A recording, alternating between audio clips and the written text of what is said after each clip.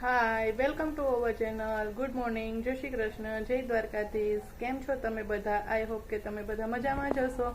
અને આજે હું બનાવી રહી છું ચીકુની ગુલ્ફી.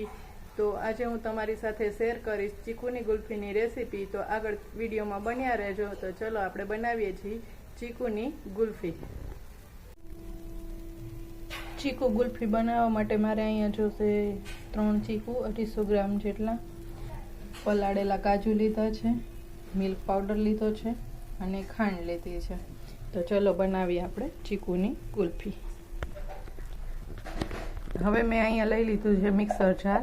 એમાં આપણે આ ચીકુના છાલ ઉતારીને કટકા કરી લીધા છે, એ આપણે એડ કરી દઈશું. પછી નાખશું આપણે પલાળેલા કાજુ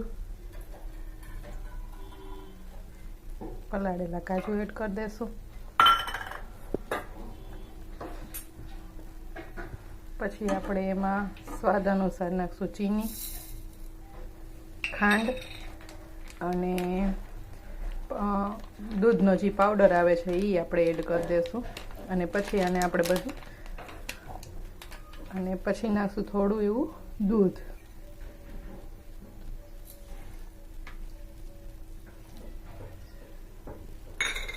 હવે આપણે આને મિક્સ કરી લઈ છે.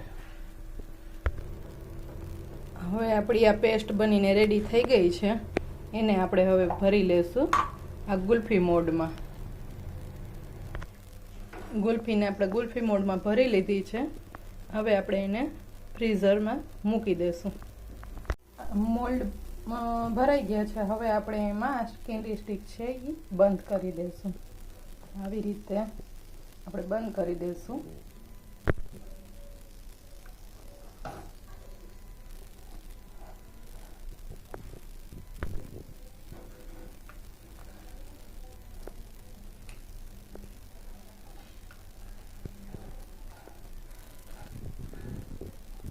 આપણી કેન્ડીને હવે આપણે ફ્રીઝરમાં રાખી દઈશું 7 થી 8 કલાક માટે.